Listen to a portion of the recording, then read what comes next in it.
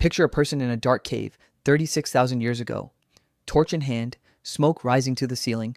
They mix pigment from ochre and manganese dioxide, press it to the limestone wall, and paint a horse in motion. Not for survival, not for food, for someone they will never meet. No words on that wall, no alphabet, no grammar, just an image made to land inside another mind across time. That is language, and it contains 0 words. This is what nobody tells you about communication. Not the textbooks, not the pop science. Meaning existed long before speech. The system that built human connection is millions of years older than any word ever spoken, and it's still running in you right now. Go back further. 2 million years ago, an open East African savanna, a small hominid, one of your direct ancestors, stands at the edge of a group. Another member, 30 meters away, tilts its head and holds eye contact a beat too long. The first one has already adjusted its posture, already understood. Something is wrong. No sound exchanged, no symbol decoded. Pure reading of a body in space. That system never left us. In 1992, Giacomo Rizzolatti at the University of Parma was recording motor neurons in macaque monkeys. His team watched which neurons fired when a monkey reached for food. Standard experiment. Then a researcher reached for an object within the monkey's view, and the electrode fired. The monkey hadn't moved. It had only watched. Same neuron, same activation, different body. These became mirror neurons. Before any word existed, the brain had already built a mechanism for simulating another creature's intention inside itself. You watch someone reach for food, your brain runs a version of that reach, modeling their goal, their next move, automatically beneath awareness. One animal reads another's intention without a single signal being sent. The mechanism is ancient. The mechanism is you. But where did deliberate meaning-making begin? Michael Corballis, cognitive psychologist at the University of Auckland, spent years building the answer. In his 2002 book, From Hand to Mouth, he argued, language didn't begin in the throat. It began in the hands. The evidence is hard to dismiss. Great apes learn gestural communication far more readily than vocal. The neural pathways for fine motor hand control and language production overlap heavily in the brain's left hemisphere. Sign languages activate the same neural regions as spoken ones. Broca's area, long called the language area, is equally involved in sequencing manual actions. The architecture was never separate. It's one structure that learned to do 2 things. East Africa, 1.5 million years ago, one Homo erectus lifts a hand toward a distant ridge, the direction they found water yesterday. 5 others follow. A decision made, no word spoken. If that's not language, what is it? And if it is, then language is older than we thought by an order of magnitude. Then comes Blombos Cave, on the southern coast of South Africa. In the late 1990s, Christopher Henshelwood of the University of Bergen found pieces of red ochre, 75,000 to 100,000 years old, deliberately engraved with repeating geometric patterns, crosshatch lines, triangles, precise marks pressed into pigment with patience and care. No one knows what they mean. That's the point.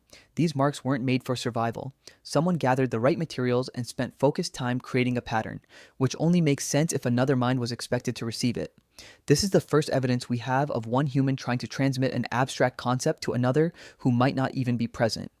The ochre engraving is a message. We just don't speak that language anymore. Push the question further, into the ground itself. Shanidar Cave, northern Iraq. In the 1950s and 60s, Ralph Solecki of Columbia University found Neanderthal burials 60,000 to 70,000 years old. Bodies not abandoned, positioned deliberately, flexed, oriented, placed with intention. To bury someone with care, you need a concept of death as meaningful transition. You need to feel the weight of that person's absence. You need an audience who will recognize the gesture. Ritual is language before language. The grave at Shanidar is a sentence. This person mattered. There was a before, now there is an after. We mark the difference. Here's where it gets strange. The hyoid is a small U-shaped bone in the throat that anchors the muscles required for complex speech. In 1989, a Neanderthal hyoid found at Chauvet Cave in Israel was analyzed by Baruch Arensberg of Tel Aviv University. It was structurally identical to a modern human hyoid. Neanderthals had the physical architecture for speech. If they had the hardware, what were they saying? The archaeology fills in the picture. Multi-step tool manufacture requiring planning across time, deliberate burial, coordinated group hunting of large prey. And FOXP2, the gene most directly linked to fine motor control of the vocal tract and language acquisition, is present in Neanderthals in the same form as in modern humans. This is not a creature without language. This is a creature at the threshold, body ready to speak, social world complex enough to demand it. And then, back to that cave. December 1994. Jean-Marie Chauvet and two colleagues crawled through a narrow opening in southern France into a chamber sealed since the Ice Age. On the walls, horses painted in motion, rhinoceroses drawn with overlapping lines to convey charging movement. The overlap isn't stylistic accident. Multiple figures layered at slightly different positions, sequential frames, like early animation, made in manganese dioxide on limestone, 36,000 years before cinema. Someone understood that time could be represented in space and that a viewer who wasn't there could still experience the movement. At Lascaux, painted 17,000 years ago, repeated marks alongside animal figures may represent early notation tracking reproductive cycles. Argued by Raphael Picard and colleagues in the Cambridge Archaeological Journal in 2023. A proto-calendar, a record kept for someone who would arrive later and need to know. These walls are a library before libraries existed. Underneath all of it runs a mechanism that made everything culturally transmissible. Eye contact, body orientation, facial microexpression, vocal prosody, the rise and fall of sound before words carry meaning. None of these are decorations layered onto language. They are older than language and they activate the same neural networks. Around 2010, Yuri Hassan at Princeton's Neuroscience Institute published in PNAS that neural coupling happens in real time between speakers and listeners. The listener's brain begins to mirror the activity of the teller's brain, measurably in the same regions. That mechanism didn't evolve when language did. It came first, built over millions of years of social reading. Language grew into it. Words are the most recent compression of a system that was already deeply sophisticated. The reason children understand facial expression before grammar. The reason music moves people who share no spoken language. The reason you walk into a room and know in 3 seconds that something is wrong before anyone speaks. All of it is the old system, still running.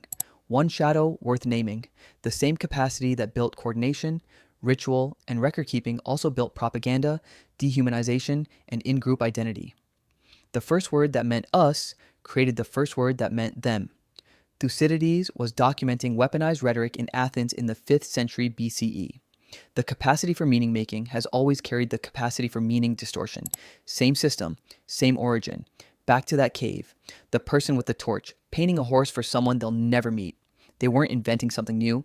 They were doing what their ancestors had done for 2 million years, reaching across the gap between one mind and another, trying to be understood. The medium changed. The hunger didn't. Words came late. They came on top of something that was already working. Language didn't make you human. The hunger to be understood did. And that hunger predates every word ever spoken. Subscribe and check the description for every source cited in this video.